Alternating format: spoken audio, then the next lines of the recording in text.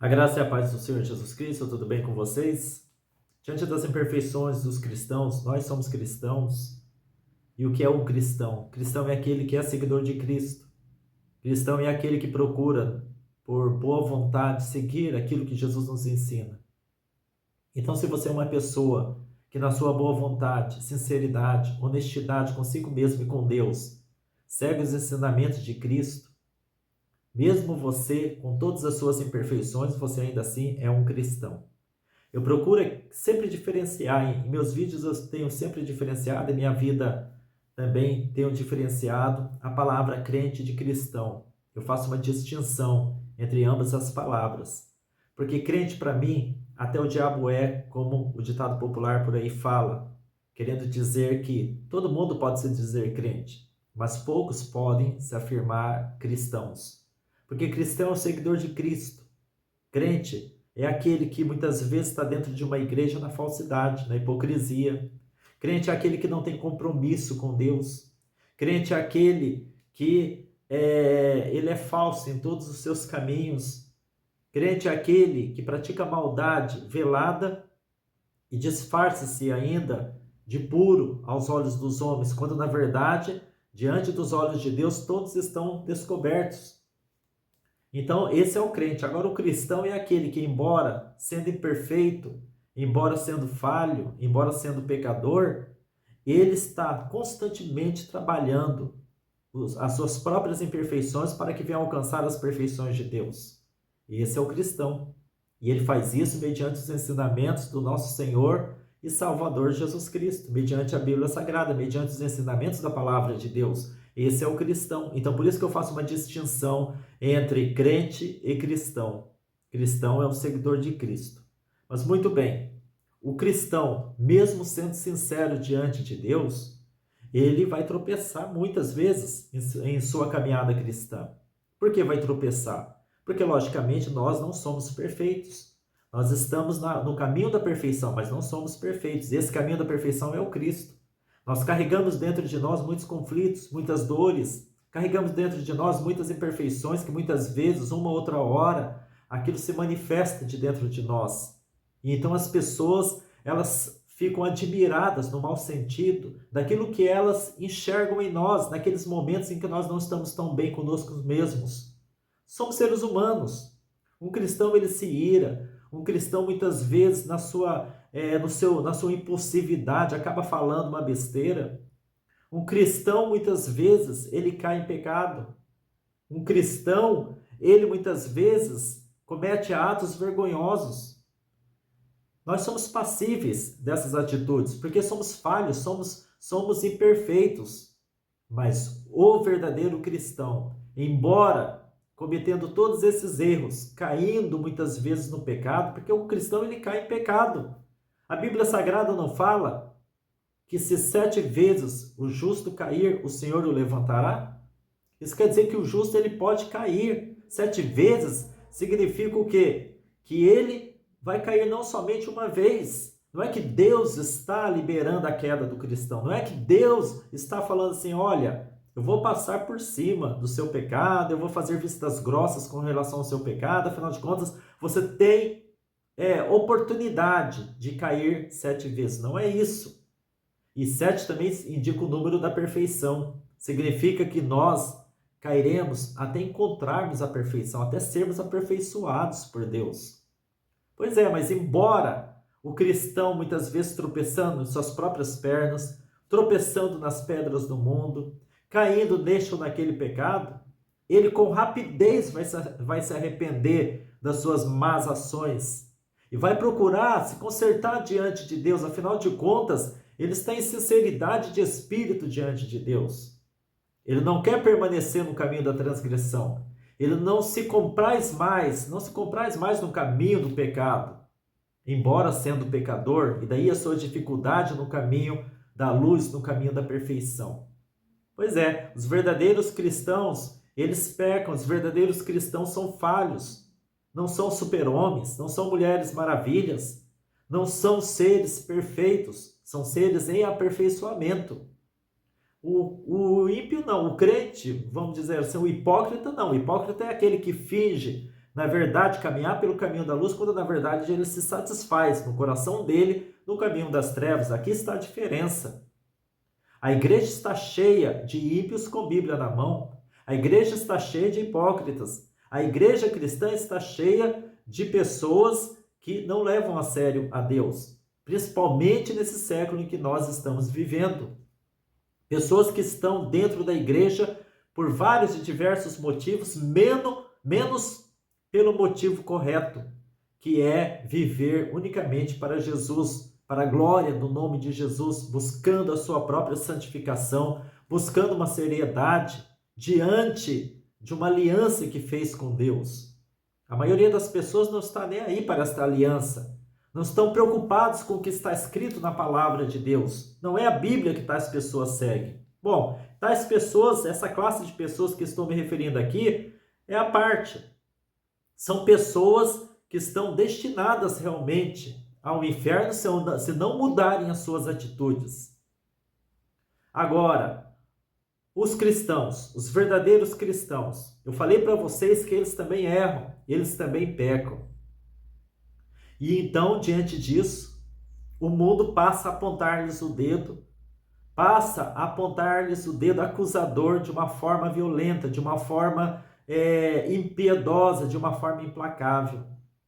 O mundo, na verdade, ele fica de olho em nós cristãos, procurando ocasião para enxergar em nós algum tropeço, ocasião para enxergar em nós alguma falha, algum erro, algum pecado, e até mesmo torcendo para que nós venhamos tropeçar e cairmos em pecado. O mundo é assim.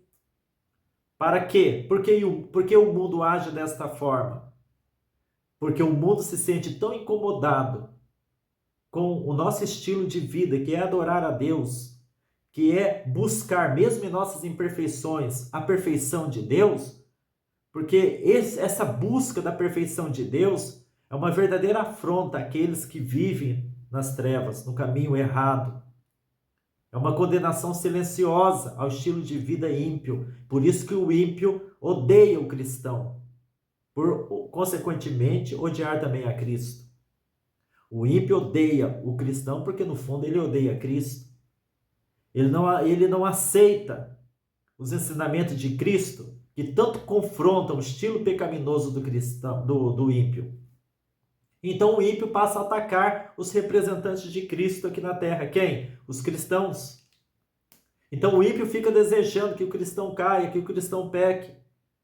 E quando isso acontece, o ímpio ele aponta seus dedos, sujos, imundos, contra o cristão, falando aí, viu? Pecou. Não tem nada de Deus essa pessoa. Diz que é um cristão, mas é um falso cristão, não é assim que somos chamados?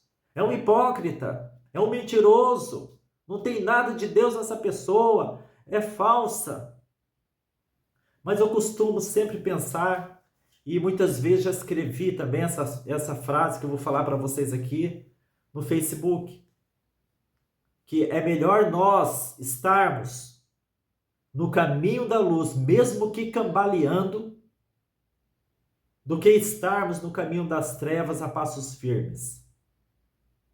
É muito melhor nós, na nossa boa vontade, estarmos cambaleando, andando cambaleando, porque muitas vezes não suportamos o peso dos nossos próprios pecados. Muitas vezes, na nossa falha e imperfeição, nós cambaleamos, porque não é fácil caminhar pela retidão, pelo caminho da retidão. Mas é melhor ainda assim, ainda que cambaleando, ainda que tropeçando, nos permanecermos no caminho da luz, do que a passos firmes, como faz o ímpio, caminharem pelo caminho, insistirem pelo caminho das trevas. O que é melhor? Você mesmo, aos trancos e barrancos, continuar no caminho da luz, no caminho de Cristo, ou a passos firmes, a passos seguros, caminhar pelo caminho que leva à destruição, à perdição eterna? Logicamente que a primeira escolha é a melhor escolha, o caminho da luz, o caminho de Cristo. Pois então, eu quero dizer com isso, que é melhor, ainda que nós sejamos acusados pelos dedos acusadores do ímpio, de que nós não somos verdadeiros cristãos, é preferível ainda assim, mesmo diante de tantas acusações do ímpio, é preferível nós nos mantermos nessa busca constante do aperfeiçoamento moral e espiritual. Seremos julgados por Deus em nossos atos, em nossas atitudes? Sim.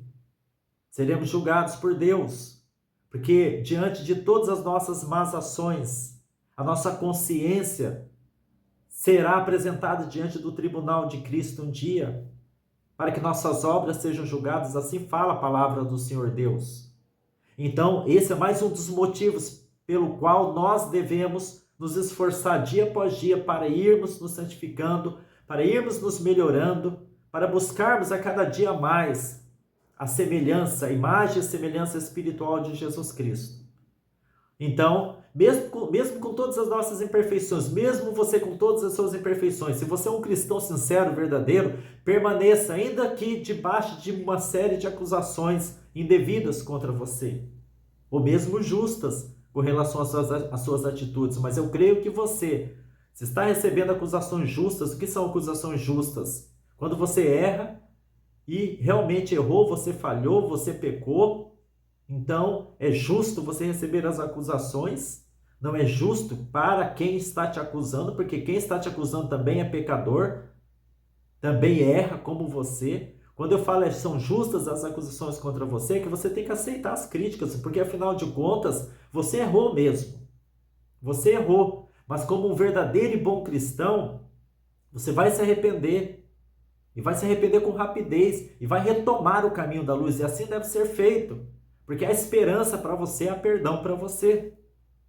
Então, diante de todas essas dificuldades que o cristão ele passa, tanto aqui no mundo, com relação aos dedos acusadores e imundos do ímpio contra nós, e diante das próprias dificuldades internas que nós temos que enfrentar, aquelas dificuldades com relação à nossa própria natureza pecaminosa, também vamos enfrentar um julgamento da nossa própria consciência, o que deve causar temor santo no nosso coração, o que deve causar um estímulo. Ao lembrarmos desse julgamento, devemos usar esse julgamento, essa consciência de que um dia a nossa consciência será julgada, devemos usar isso como estímulo para firmarmos cada vez mais os nossos passos no caminho de Cristo. Então essa é a dificuldade do cristão, que nós enfrentamos, dificuldades com o mundo, dificuldades com relação a nós mesmos, e sabendo que um dia teremos de prestar contas das nossas atitudes. Tudo isso é apenas combustível, serve de combustível para irmos buscando cada vez mais o nosso próprio aperfeiçoamento espiritual. Bom, isso com relação ao cristão. Mas e com relação ao ímpio? O que Deus fala a respeito do ímpio? Se o cristão ele caminha no caminho da luz, ou pelo menos se esforça para caminhar, onde vai parar o ímpio? Olha o versículo que está escrito aqui em 1 Pedro, capítulo 4, versículo 17 e 18.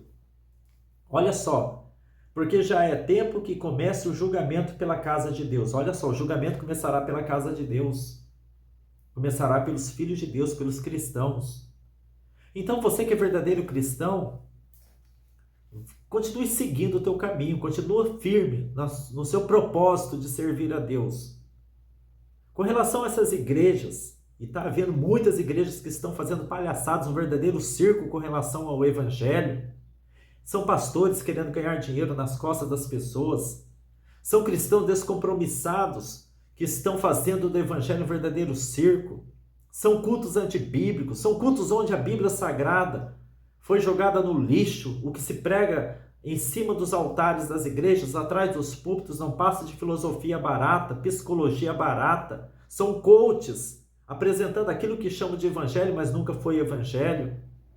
Tal igreja terá de prestar contas diante de Deus também, porque o julgamento começará pela casa de Deus. Quanto a você que é sincero, continue seguindo o seu caminho com Cristo. Veja, porque já é tempo que começa o julgamento pela casa de Deus, está escrito aqui. E se primeiro começa por nós, qual será o fim daqueles que são desobedientes ao evangelho de Deus? É aquilo que eu estou falando para você. Se nós cristãos somos imperfeitos, e nós passaremos também pelo julgamento, se nós que somos cristãos estamos nos esforçando na nossa boa vontade para continuarmos no caminho da luz, o que vai ser daquele que é desobediente ao evangelho de Cristo? Agora preste atenção no seguinte versículo. E se o justo apenas se salva, onde aparecerá o ímpio e o pecador? Em outras traduções, na tradução da King James, 1611, e também me parece na Revista Atualizada, fala assim: se é com dificuldade que o justo se salva, onde vai parar o ímpio? Então, onde vai parar o ímpio? Aqueles que nos acusam por enxergar as nossas imperfeições na igreja, fora da igreja. Tudo bem, somos imperfeitos, estamos caminhando, estamos nos esforçando. Mas e você que nos acusa, onde você vai parar? E você, ímpio, que não obedece o evangelho, onde você acha que você vai parar? Se é com dificuldade que nós cristãos somos salvos, porque a Bíblia fala isso, se é com dificuldade que nós somos salvos, onde você vai parar, ímpio? Você que aí, leva a sua vida no desleixo espiritual total, você que leva a sua vida na irresponsabilidade, na impiedade, você que leva a sua vida na carnalidade, onde você acha que você vai parar? Você acha realmente que as tuas acusações te tornam melhores do que nós, cristãos? Você acha realmente que apontando os nossos erros, você se livrará do julgamento divino? Não, não vai se livrar do julgamento divino. Embora o julgamento, fala a palavra de Deus, começará pela casa de Deus, ou seja, começará pela igreja de Deus, indica aqui que ele se estenderá a todo mundo. Então, onde vai parar o ímpio? Se para nós é difícil seguir a Cristo, onde vai parar aquele que nem Cristo segue? Então, deixa essa reflexão aqui nesse vídeo para todos que assistirem. Quanto a você, mesmo com os teus tropeços, continue seguindo, continue perseverando no caminho de Deus. E Deus estará contigo, porque Deus está com todos os sinceros de espírito para dar-lhes forças para chegar até a reta final. E nós chegaremos lá. Mas você, ímpio, onde você vai parar? Fiquem com Deus.